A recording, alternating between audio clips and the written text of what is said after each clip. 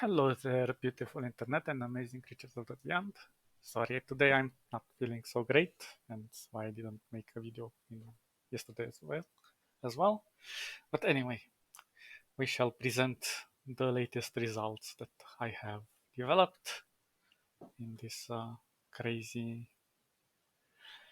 whatever it's called. I can't even think. It's the crest or the star sector, the flag. So I have finished with the face, with the muscles, and well, it is a bit caricaturistic in style. I'll show you my muse. There we go. The first thing that came to my mind when I finished this, I was like, yeah, perfect. It's just perfect. And I played a bit with the lights. It's not. I went for a masculine face, but I don't know if I pulled it off correctly. Well, I tried as much as possible. As I said, I'm not proficient with faces, so I just did my best. Then we have created quite a few things. As you can see, I applied the film grain effect on top of it to make it look more nice. And I'll show you in a moment what I did here. But let's see. So I have defined the muscle faces better around here. Initially I thought maybe I should add a hood, but then the hood design was looking very weird and I don't know. Then I didn't want to include the ears anymore because I said, well, it's covered by this, so I'm okay with this. It's more like a statue rather than anything else. Then I showed this to somebody, and she said like, this looks like gills, but actually I wanted to make it like a neck cover or something, a partial neck cover. Actually, it can even look like a hand, it's like strangled, but still nice, in my opinion. I left the idea of a bust. What else have I done here? This one took a bit of work because I was trying to get the top. Well, this is accentuated by a lot.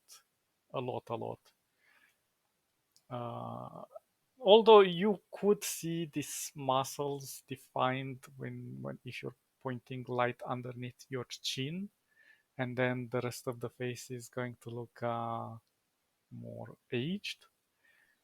But yeah, I was playing with various angles and so on. I don't know. I thought it looked quite balanced. I did a few more extra things here around this eye cover, this eye blind. I think it ended up okay. Could have been done even better than this, but I said, I'm gonna leave it as it is. Then I left here this part quite plain, although I did add some subtle shadows, so it doesn't just cut directly between the two colors. And then obviously I added more shadows, gradients, and so on. A bit of light here to kind of reflect stuff. I also reflected it here. I was thinking of reflecting it even here, but I said, that's too much. Now, moving on to the symbols. Well, this is my own custom language that I created. Just some silly symbols, nothing too crazy. Uh, yeah. Then this one took me quite a bit of time to get the right composition because initially I was thinking maybe I should do it like a hologram or something, and I'll show you how it looked with the previous symbols, which are, so this one are the plain one, this one are the glowing one. I mean, it looks okay with the glowing ones as well, but I kind of wanted to keep the center face. I don't know, it both could work. I'm gonna upload the raw files as well, so you guys can choose whatever you like. I left them both. I thought they look interesting in both setups. Though I would have used a different background for this ring in this case, but I said I'm gonna go because everything I tried just looked off. So I said maybe I should try something that looks more like stone. And I'll show you how I did that effect in a moment. Um, this this I just created like edges, and then I have two edges, one that's internal, this this shadow, and then the external one that's more like, I don't know, ornamental. And then let me disable the effect. Then we have this crazy thing here, and it's not an image, it's actually a pattern, an effect. And the way I did this, you would not believe me. Let me show you. So filters. First, let me just select the correct thing. I select it. Oh, sorry. Ring elements. Yeah. Sorry for my voice. It's just going low, low, low, low, low. I think this is the symbol ring pattern. Yeah, this one. So if I go to filters, I'll show you in a moment what I used. So filter editor. If I disable this melted jelly, you can see I just created some lines. They're just basic lines, and I did this using this tool, the calligraphic stroke. And I'll show you the settings in a moment. You can do this with a mouse, it doesn't matter. It's super silly, super simple. Uh, Initially, I didn't even add the border, but whatever. It looks nice. You can even leave it in this style and reduce the opacity, obviously, to look more cracked. Looks like a Stargate a bit. But anyway, so if we re-enable the film grain, after I did those zigzagging things, all I did was to go to filters and I selected bevel and I tried something that worked better from here. Fat oil also works, but I went with melted jelly eventually. Why are there two of them? Ah, that's made jelly. Oh, sorry. Well, one of these two. Yeah, well, whatever. You can figure out which one fits, but I like the indentations and so on. It looks very topographical in a way from far away, from close up. From far away, it looks like um, stone deformation. I don't know. It really felt okay. I could even go a step forwards, and for the same, where is the ring? Ring, ring, ring, ring, ring. For these symbols, we can also apply the glow, although it's very reduced, so you cannot see it that well. But it makes them pop up a bit more. I left it without the glow. I don't know. It's a bit too much in my opinion. This way they look more carved in, I think. I think we did a nice job with the designs. They look alien in nature. Maybe this one is a bit excessive. But yeah. Well, whatever. Works nice. I think this one is because it's too skinny. And I was going for the raptor claws. But I made them too skinny apparently.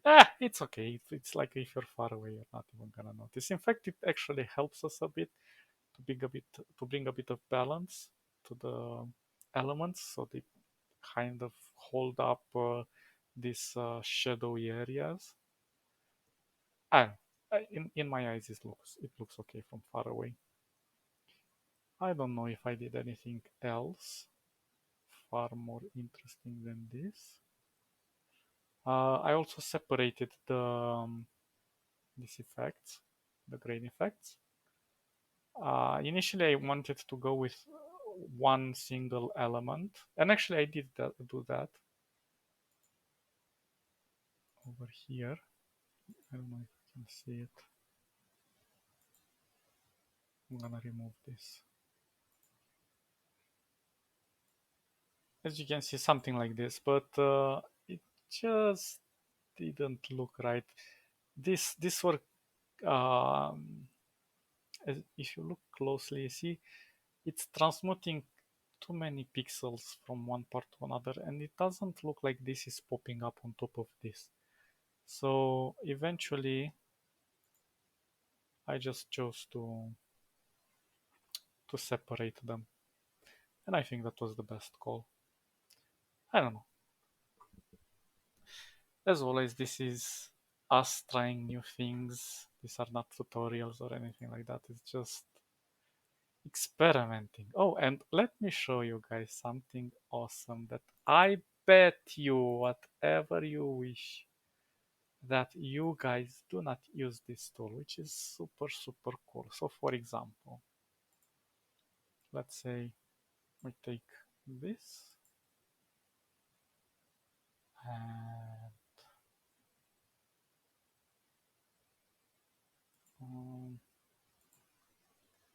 duplicate it,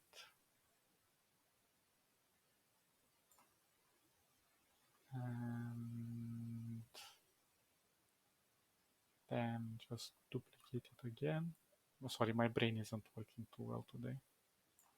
And duplicate it again.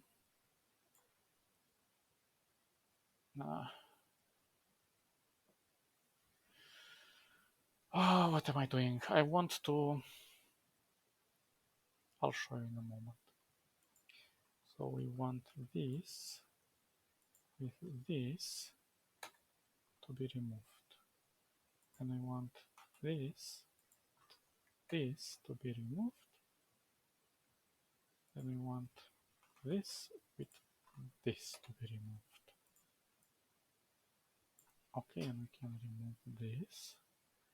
And then we can take this.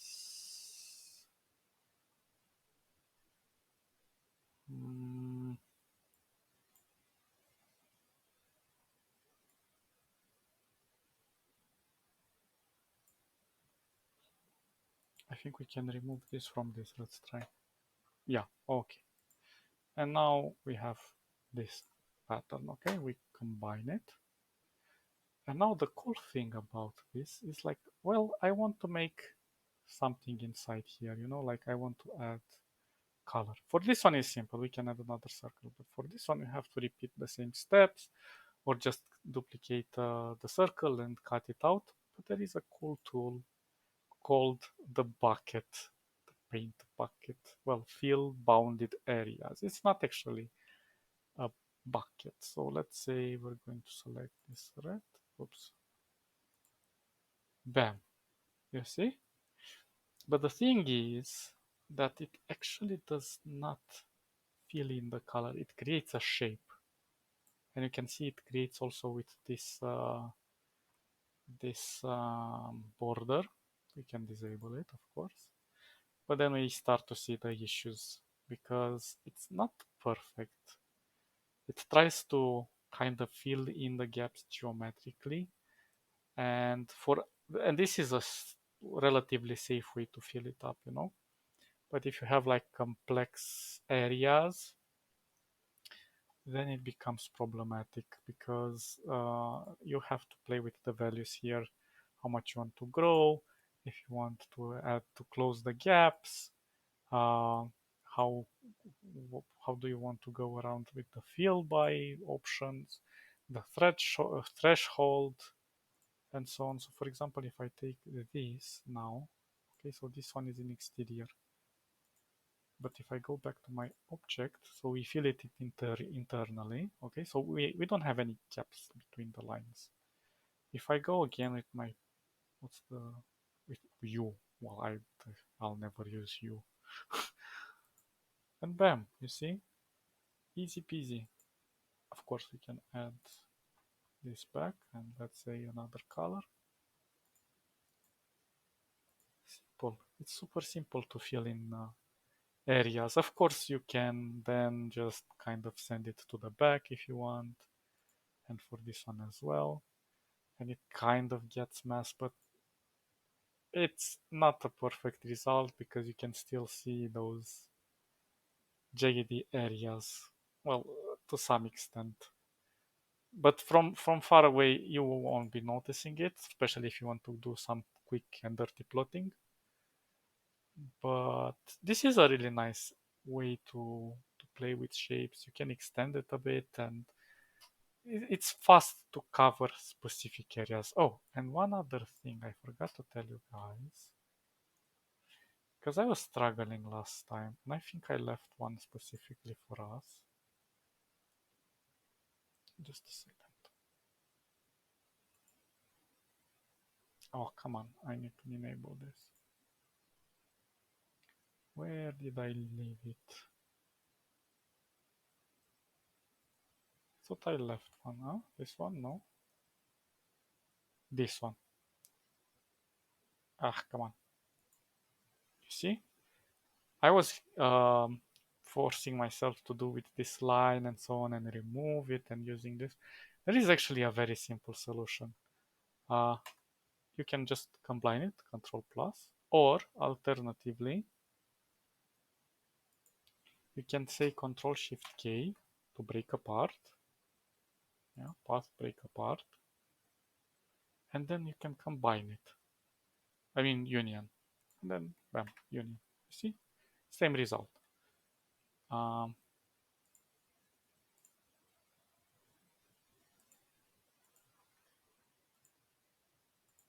let me check.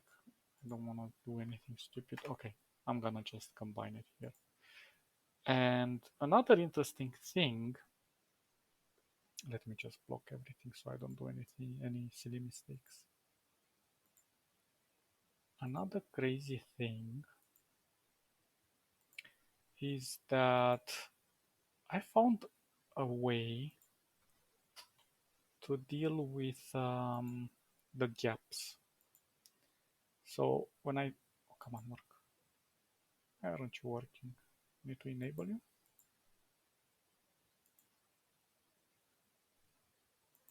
Oh, I was on the wrong tool. Weird that this one doesn't work on images when you're in the vector mode. Well, perhaps there is a logic behind it, but I don't know. Anyway, um, back to what we were discussing. So when you're doing stuff like this, I don't know if you can notice it on my screen, but you still see like a white seam over here. I tried my best to remove it as much as possible, but there is actually a nice trick to get them fixed. Although keep in mind that it's destructive and it's kind of tedious to do. Although if you have a very complex project and you have lots of these visible seams, like we can see it somewhere on the neck and stuff, but always just try to pull it out a bit and it will be okay. But in this case, it's not noticeable, because we have so much black and so on, so the seams don't pop up so hard. But you can export you can save it as an SVG, and afterwards you can go into GIMP and import it, and it will rasterize the entire thing. And there is another trick when you go into the settings of the document. So here somewhere, document properties, you can disable this anti-aliasing. Although for some reason this doesn't work after you finished. I'm not sure. For me, it doesn't disable after I have done my work. Probably because some layers are locked or something, or because of the masks or groups. I don't know. It's kind of confusing why this doesn't work. But if you manage to disable anti-aliasing, maybe even from the beginning, and do your work, although it would look jaggedy on the edges, when you export it into GIMP, for example, and GIMP is, to be honest, the only one that worked well from the get-go, because I tried it in Photoshop, in Photopea, sorry, and in Krita, and initially I still had this this mirror element attached, you know. And when it imported there, it was showing like this division in the face and in the neck and so on. And when I brought it in GIMP, it just rasterized immediately and it looked nice and there wasn't any deformities or anything like that. In the other softwares, the SVGs react differently, which is obvious because they are raster softwares. But I was amazed that GIMP can do such amazing things with SVGs. Even though it's a very powerful tool, it's kind of limited when it comes to user interaction. Or at least for me, it feels difficult to go through all of the steps. It's a lot of extra work. Anyway, that's one way you can solve the issue of the gaps. In my opinion, not the most optimal solution, but if you just go in and drag the mask just 1 centimeter, 1 millimeter, sorry, away just to blend in, it's gonna look okay. Uh, I think we covered most of what we did here. I'm going to export these things and prepare them for the mod. I'm gonna link the mod in the description and so on. But I'm probably going to do it tomorrow. Today I'm like a sack of bricks that has been hit like by 2 trucks, and I just wanna get lazy in bed and relax. You know how it feels. I don't have to explain it to you. Okay, guys, stay awesome. I hope you enjoyed this. I hope it taught you some new techniques to play around with, and we'll improve. Don't worry, we will improve more and more and more and more. And each lesson, each mistake is a step forward to creating better designs. Okay, guys, stay awesome. See you in the next episode. Bye, bye, bye, bye, bye.